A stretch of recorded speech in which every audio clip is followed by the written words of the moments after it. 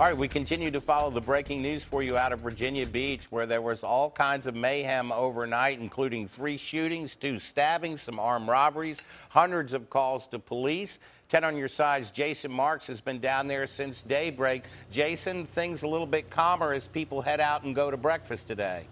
Yeah, absolutely, Art. I mean, far contrast to what it was just a couple hours ago. As you mentioned, I mean, it was a lot of chaos down here at the Oceanfront throughout the overnight hours. Police were running from one call to the next, to the next, to the next. I mean, you mentioned you had 3 shootings, you had 2 stabbings, you also had 3 armed robberies, and then there were several calls for shots fired. Now let's take you back to midnight, and this is when the height of when everything was going on. Wavy TV had cameras down here, and we were getting we were at one shooting scene when we noticed that there was just chaos going on other places.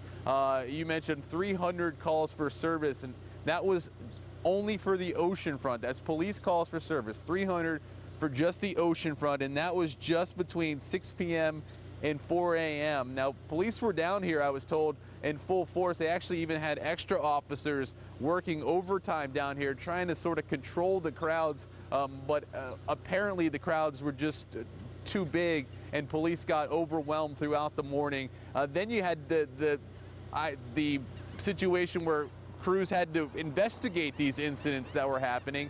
And so then they ended up having to shut down Atlantic Avenue because much of Atlantic Avenue was roped off with crime scene tape because you had the shootings and the stabbings and the armed robberies.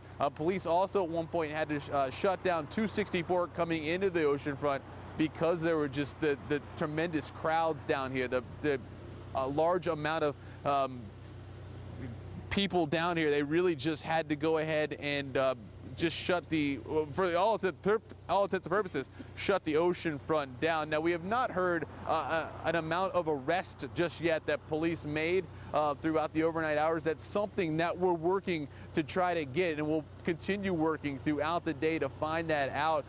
We'll have the latest on this story, and we're going to be working it throughout the day at 6 o'clock. But for now, that's the latest. Art, now back to you.